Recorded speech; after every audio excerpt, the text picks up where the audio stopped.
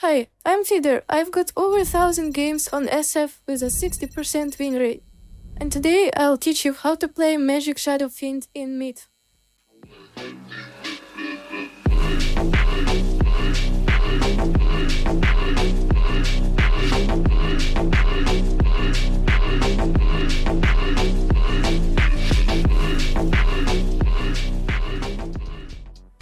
In this video I'll tell you when to pick SF, which facet is the best, what items to buy, skill build, and how to play.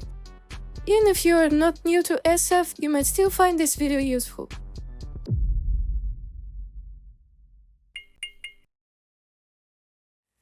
Let's start with when to pick magic asset in mid. She works best when the enemy team doesn't have a lot of big piercing disables. For example, Patch, Enigma, Beastmaster, Legion Commander, and so. If there is only one of these, you can deal with them yourself. If there are several, the game will be much harder. As for mid matchups, SF doesn't really have hard counters, but it's usually there against melee heroes.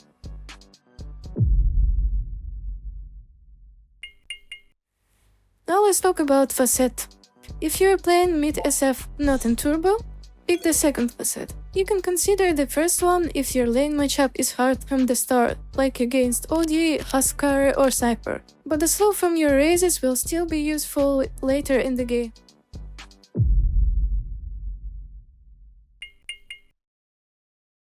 Alright, the game starts. Here's how you should buy your starting items. 1 Iron Branch, a Tango, a Fairy Fire, and 2 Mongols.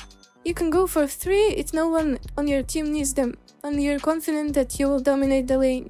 If you choose the second facet, also grab a grenade. After that, bring out a bottle and boots. Then get power threats. They're better than travels early, because you can switch them for intelligence to farm, strength to survive, and agility for damage. Next, go for Yasha, upgrade it into Yasha and Gaia, then Blink, BKB, Aghanim Scepter, Crusher. Eat your Aghanim, then buy Abyssal Blade. In the very late game, you can sell your boots to get $8 to increase raise damage with level 25 talent, and upgrade Swift Blink to make up for the lost movement speed. That's the default build. Now for alternative builds. If you're against silence heroes like Sky Mage or Silencer, you can try the classic build with Yule. This way you will get a solo kill potential earlier and also some defensive utility. In this case, skip threats and go Arcane Boots, then Yule, then Blink. After that, you can get a BKB so nobody cancels your ult. If you don't need BKB, go straight for Aghanim Scepter, then Yasha and Kaya, and transition into the default build. If you're against illusion heroes like Phantom Lancer, Naga Siren, or Terrorblade, and your team doesn't have anyone who can deal with them, build differently. Replace Abyssal with Gleipnir, Swift Blink with Overwhelming Blink, and Refresher with Shiva's Guard. This gives you good AoE against illusions. Swift Blink can be swapped for Arcane Blink if you need to jump long range heroes like on Sniper or Joe. If your main target gets a Lincoln Sphere or Iron Disc, you can go for Nullifier or Ethereal Blade. But that depends on the situation, so let's stop here.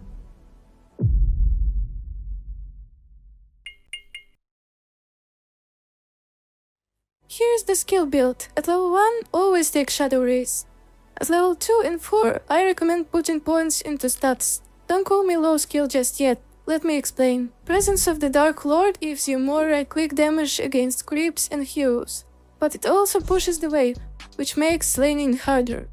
Stats, on the other hand, give you HP, mana and damage, which makes laning easier.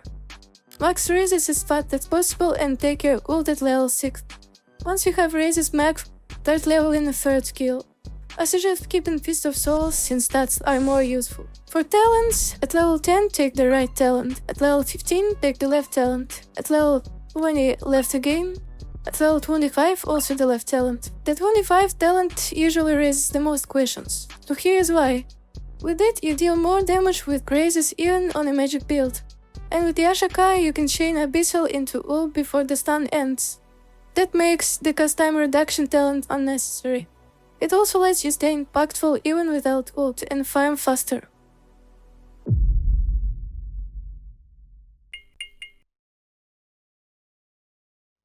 Now let's talk about gameplay. If you think you can kill the enemy mid, start spamming raises from level 1. Try to hit creeps and the enemy at the same time to harass efficiently and conserve mana. To keep up the debuff from raises, use the next one when the cooldown on the previous is about 6 seconds. If killing the enemy is hard, focus on last hitting creeps.